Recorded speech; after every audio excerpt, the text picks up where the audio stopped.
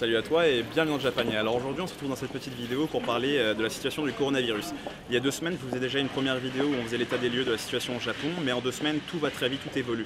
Donc en France la situation est assez critique maintenant, on est rentré dans un état d'urgence. Vous avez vu avec les discours télévisés du président Macron qui a justement dicté de nouvelles règles à respecter. Beaucoup de mesures qui ont été prises au niveau des gouvernements pour justement endiguer le phénomène. Alors qu'au Japon en fait ce phénomène de panique on ne le retrouve pas forcément.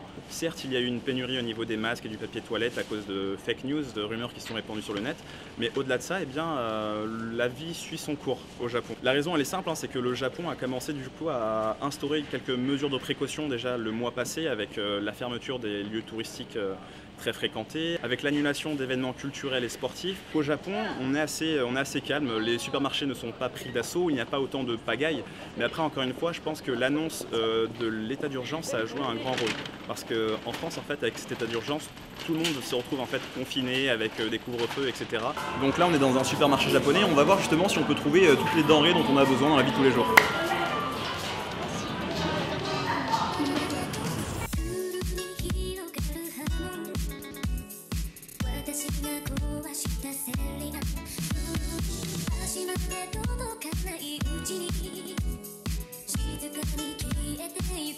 Donc voilà, par exemple, si j'avais besoin d'acheter du papier toilette, eh bien j'en trouve, il n'y a pas de souci. Il y a du papier toilette, il y en a moins que d'habitude, mais il y a tout ce qu'il faut, papier toilette, Kleenex, etc. Donc certes, on trouve moins de produits d'hygiène, mais il y en a quand même. J'ai lu pas mal de choses sur le net de personnes qui disaient qu'au Japon, cette situation n'arriverait jamais, parce que les Japonais sont beaucoup trop civilisés pour se taper dessus ou pour prendre de vitesse tous les magasins pour faire des stocks.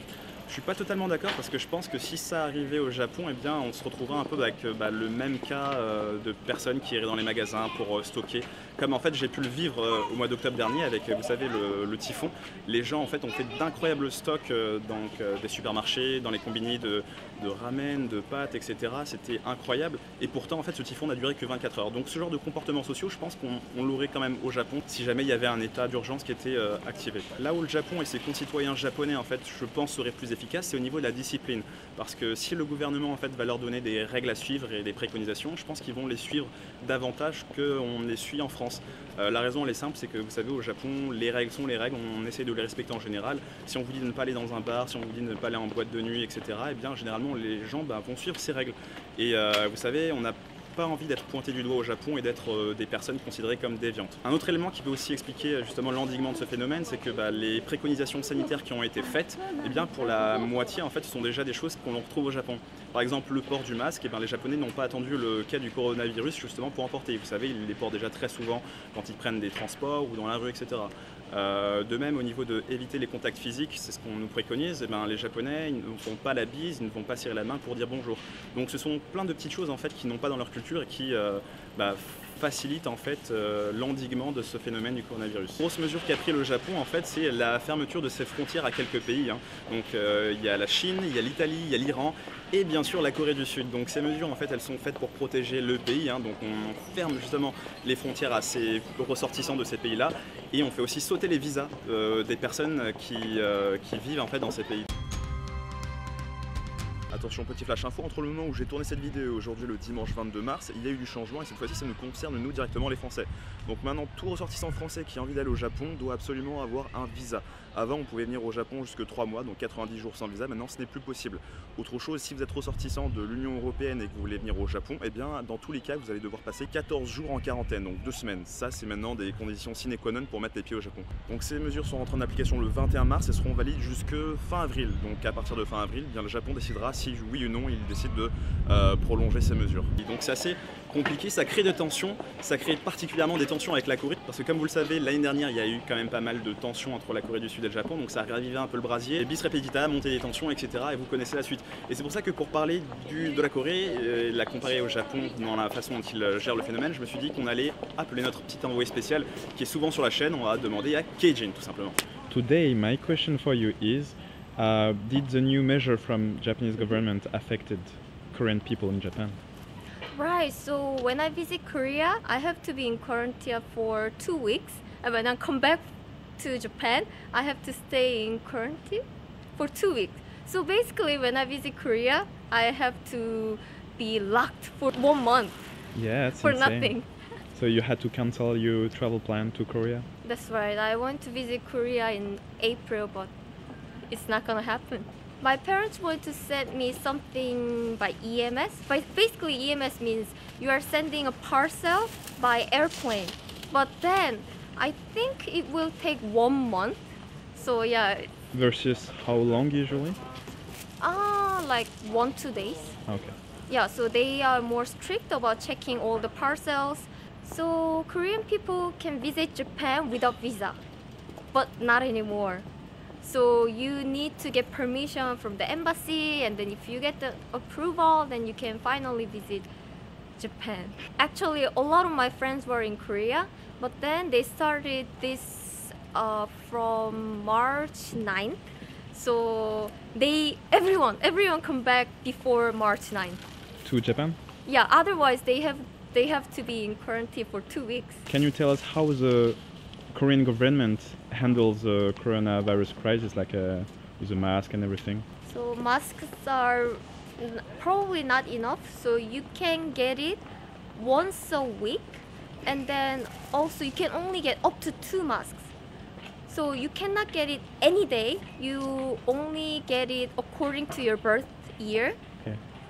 So yeah, Interesting. It's different from the way they handle it in Japan. right. Otherwise, like everyone will go to the same day, and then the mask will go away. So you have your specific day to get the mask. So in Japan, is it easy to find masks?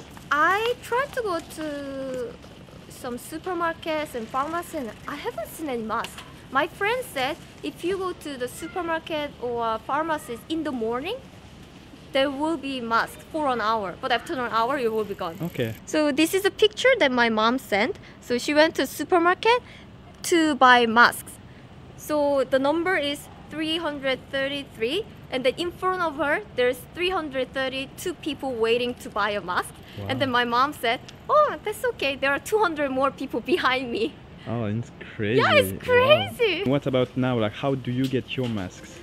In my case, actually, I belong to some Korean organization that's sponsored by Korean government. So they actually contacted the headquarters in Korea, and then the Korean headquarters sent us the mask because the situation in Japan is not really good. Yeah. So I have my special mask from the organization. There are some apps and maps are popular. So one of the apps shows the probability of having coronavirus. For example, in this area, there's 10% of probability you might get the coronavirus because okay. that's the area that, High risks. right, high risks. Okay. And then also one of the app compares the places you went and the places that coronavirus patient went. So it Ah. compares. So, like today you went to the place that the coronavirus like Spread. spread. Okay. Yeah, where the Interesting. corona patient went. And then the other app is when you are walk around, it's suddenly alarm. Beep beep beep beep beep.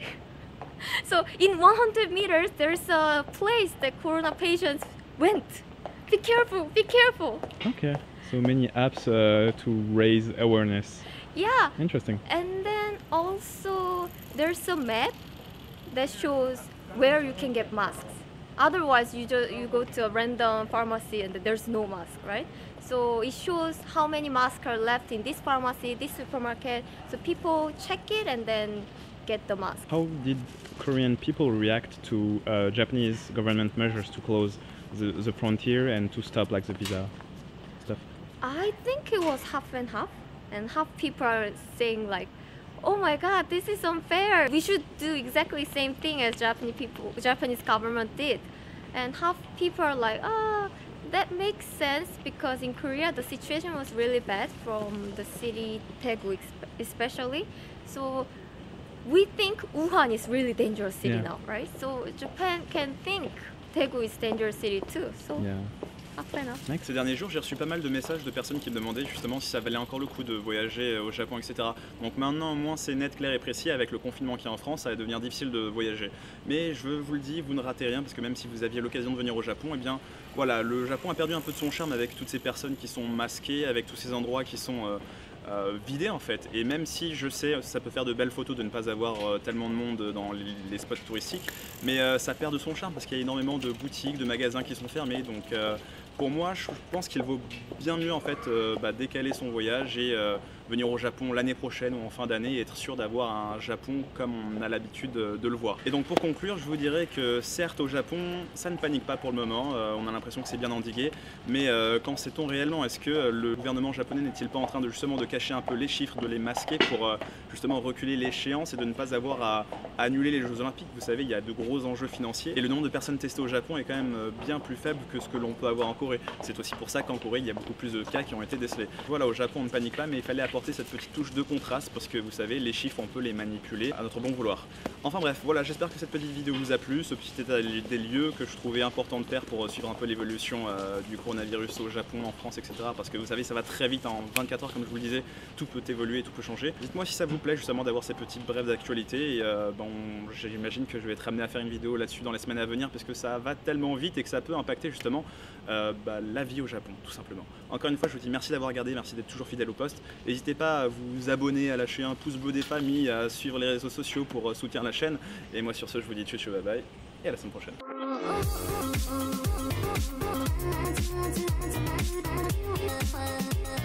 Yeah.